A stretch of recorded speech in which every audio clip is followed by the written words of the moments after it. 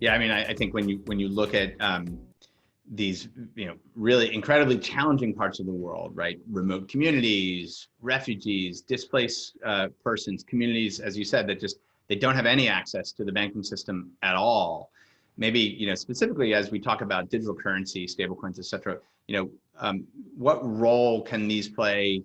Not just in the disbursement piece, which I think is a huge piece, sort of digital cash in people's hands, but in sort of bridging people into participating in the financial system itself.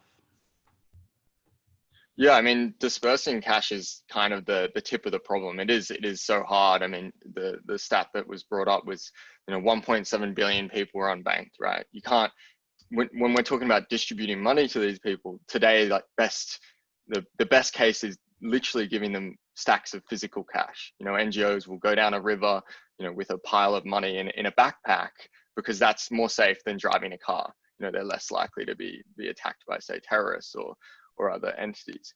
And I think that's the start of the problem. But what we've discovered through our work over the last 3 years with NGOs is that it's actually this financial exclusion, for these people that is causing the real problem.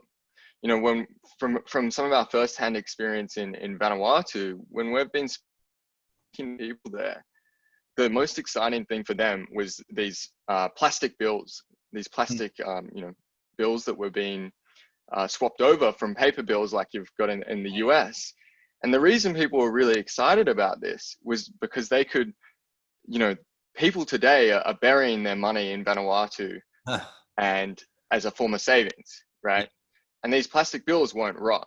Right. So that's why they were getting so excited about it. Yeah. And to us, that's just crazy. A little bit more durable. Yeah, a little bit.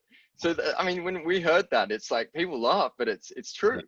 And then some Oxfam staff we were working with, they were losing nearly 20% of their money when they were sending funds back to their families. Yeah. So it's all these problems that just come up, and we live in the US or Europe or Australia, we just don't experience this firsthand. Yeah. And I think when it comes to real access to the financial system, it's the financial exclusion is causing a lot of these issues. But financial inclusion can be as simple as access to a basic transaction account on a smartphone. And the reason this is so powerful is because you look at a lot of these banks and these banking branches today, as was mentioned, they can be like 2 hours down the road. They're not accessible for a lot of people today. Needs to be entirely in your pocket, obviously.